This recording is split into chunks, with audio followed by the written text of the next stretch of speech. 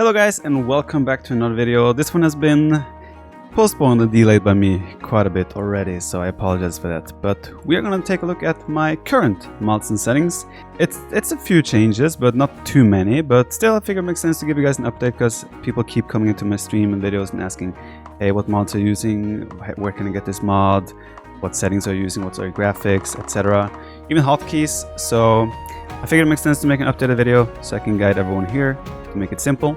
First off, if you want to have mods installed in your game, you simply click on the cogwheel up in the top right next to your username, and then you click on mods, and there it will take you to a mod manager. You can see on the top you have installed mods, which are the mods you have already installed. If you want to browse mods, this is where you would have to go to start looking for mods that you want to have into your library, and these would be the mods you have kind of, I guess, yourself in your own folders, whatnot. But either way, you just need install mods and browse mods for the most part. So I'm going to take you through the mods that I use and kind of explain why I use them as well. So this one is my go-to grid mod. I know the game has worked in grid mod themselves right now, but this one is just perfect for me because it also it doesn't add grid to the water, which I kind of like. Great job by Zetnus to get it. And as you can see, it's called Zetnus Improved Grid Mod. Highly recommend you to use that if you're looking for a grid mod. Secondly, we have the improved Mangonel shot visibility. It's a fairly straightforward one. It just makes the boulders of the shot slightly bigger, slightly more visible, to give you a little bit of a better idea of where boulders are actually going to be flying, right? Now, dodging and dealing with Mangonel shots would still be quite difficult no matter what skill level you are, but it gives you a little bit of a bigger edge in terms of knowing where the boulders are coming. And the author here is iDanger3694. Third one is one I have incorporated quite recently. It's Anna HK Selected Small Trees with Grid Shadow. This is a fantastic mod in my opinion because it gives you the variety of the trees that you kind of desire to keep the games fresh and kind of stick a little bit with the origins of the map. The best part about it is it adds a small grid shadow underneath each tree. It's also has a fairly good hitbox, so it's fairly easy to click the correct tree. And again, the whole shadow beneath is the crucial part here, which allows you to easier see where there is a tree, making it easier for you to place walls. By the way, speaking on the grid mod earlier, grid mod helps a lot with placing walls, seeing distance and all these things. So grid mod is, if you want to be competitive in Age of Empires, grid mod is a must at this point, I would say. But yeah, with the grid shadow, it helps you spot where there's an opening. If there's a woodland you overchopped, you can easily see that there is no shadow there anymore. It is the small trees mod as well, right? So at this point, again, I don't think anyone, if you want to play competitively, should have the original trees in the game. They're just too tall and makes it too clumsy to play with. So highly recommend you to use some sort of small trees mod. Next one on the list is Clickable Felled Trees. This one is made by T West, a helper on the YouTube channel, helps lead me out with some of the content. Obviously a great guy as well, and this mod makes it easier to click on individual trees in woodlines. It removes the excessive leaf graphics that are included with the felled trees. So it just makes trees that have already been chopped down from the original look to the felled tree. It makes it easier to click. Small, simple, helpful mod.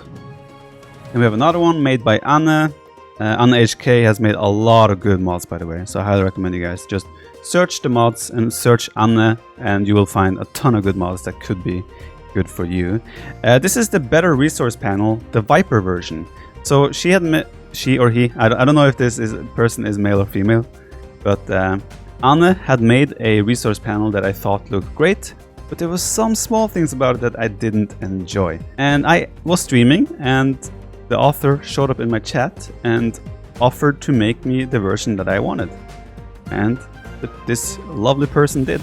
It's a fantastic resource panel. The resources are more clear, and the biggest part that I really like about this is the idle villager hotkey, or idle villager look rather, which tends to be just like these villager icons and the number below. Now it's a glowing red picture in your game, right? So if you have idle villagers, it's going to be way easier for you to actually notice that you have idle villagers because you see a red glaring sign on top of your monitor. There's obviously a ton of other resource panels out there and a ton of other mods that you should search and browse through no matter what. But this is one I use. I love it. And yeah, there might be some others that are more suited to you. But yeah, again, this is my preference.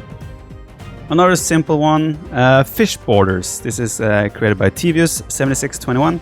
It just makes it easier to click fish in the water.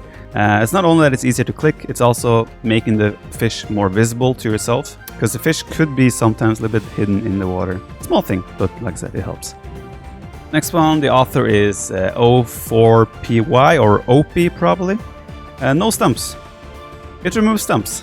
So whenever a tree is gone, there will be no stump left over to interfere with your perception of if there is a tree there or not. Yeah, that's it.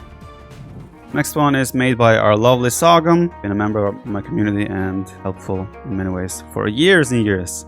And he made this mod called No More Plants, which removes plants.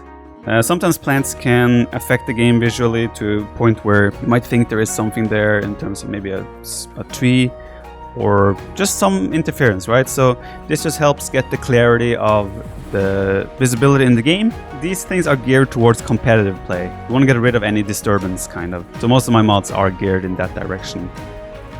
Another one is just a simple, it's just a convenience thing for me. It's always putting my control groups where I have them, which you can see is right above the user interface on the bottom of the screen where you have your selected units. This is obviously where I have it also aligned for my streaming overlays, so it's very much me oriented. But if you like to where place I have my my control groups, by all means go get it. Author of this one as well, lovely Kagan, helping out a lot with things like this. Great guy. Another one by Kagan here, TheViper Aurora interface. It's just how my game looks when I'm not in the game. You just have a simple, beautiful night in the background. You see the user interface is completely changed. If I go to the multiplayer rank queue, it also looks different here. So if you like the way this looks, by all means, go get it. It will also give you a fancy little startup screen with me, Jordan, and Daut, Princess Daut, in it. Do check that out if that's your cup of tea. Those are the ones that are geared toward competitive play, I would say. The rest of the mods are pretty much just visually pleasant mods, if you wish. Organ gun, or organ gun. It puts my face on an organ gun, thanks to Kagan. Why not? And then we have the rest of the menu. These are actually the last mods. These are also just visually pleasing, I guess. They all have different authors. We have Washi here, making the Daut Faith. So in the Monastery, you will see a Daut face icon. When you want to click Faith, the Daut Castle, author Pi something, etc. There will be a Daut banner hanging down from a unfinished castle. Everyone knows the Daut Castle meme at this point, and this is a must-have in your mod library. And last, and probably also least, Daut Monastery. It's very hard to actually distinguish, but once you know Daut is there, everyone knows Daut. Lord Daut, he's our second comment, you know, all that stuff. He will pretty much be Jesus on the wall of the monastery. Author NKO Dragas. Why not? Alright, looking at the settings here in the interface tab, my in-game HUD scale is actually larger. A lot of people make it smaller, but I like that it's a bit larger, a little bit easier to click, deselect, and all these things.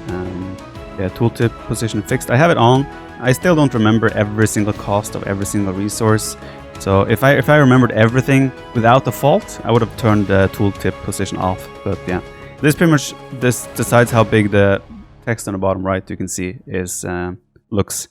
And yeah, I prefer it as small as possible because I pretty much use it only to see resources. Save delete, I have it off. If you have a tendency to delete castles and town centers, you should tick this because it will give you a pop-up box that asks you, do you really want to delete this on important buildings such as town centers, castles, monasteries, or wonders? I trust my own ability, so I keep it off. Health bars, legacy, I just prefer it. There's a lot of different ways to do it here though.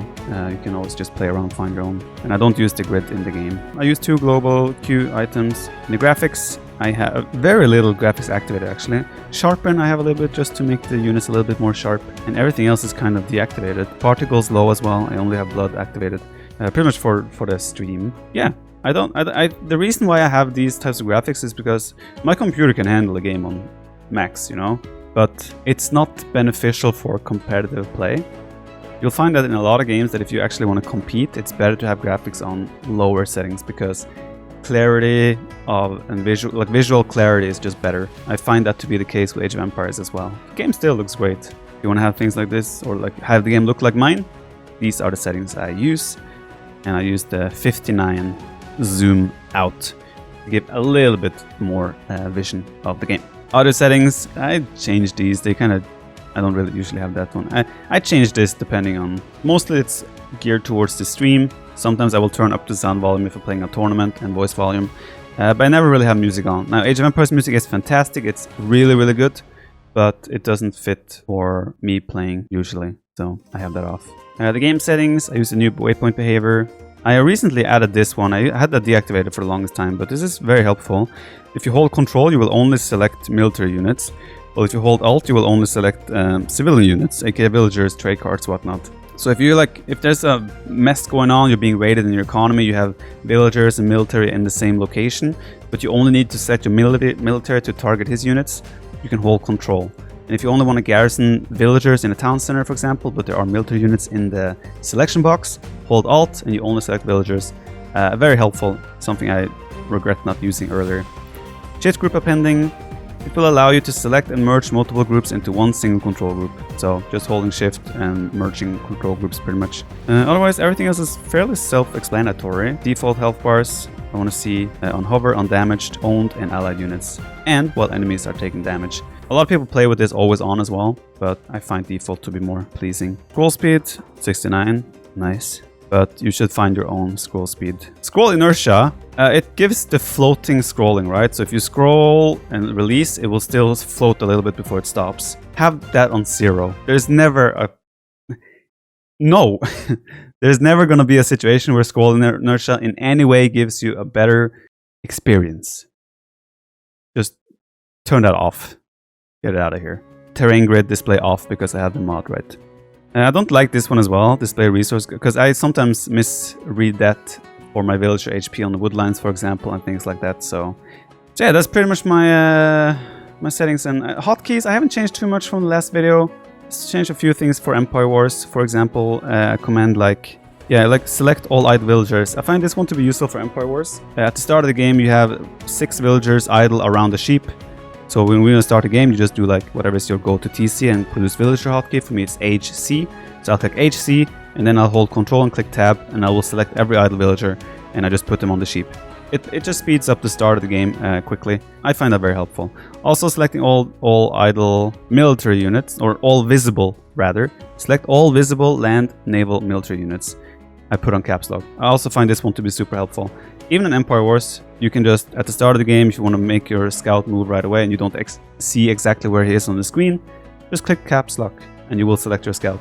Everything else is pretty much the same as it was in the last video. I will see if I can get a file uploaded below the stream where you can just download my hotkeys if you want to have a look at them. But again, I have to emphasize, my hotkeys are not good. They stem from the classic hotkeys and have been adjusted according to my own preference. But they are not efficient. They're not great. I highly recommend you guys to use either grid mod or your own settings even, or own hotkeys rather. So make your own. That was it for the updated mods and settings video, really. I hope you guys enjoyed. A lot of you have been asking me about these, so I figure I'll finally get it out there. If I make drastic changes over the next couple of months or year, I'll probably do another one of these. But for the time being, I feel like this is kind of where I'm at, and I don't think I will change too much from here. So yeah, thanks for watching. Leave a like, subscribe, you know, all the usual. And I'll see you in the next video.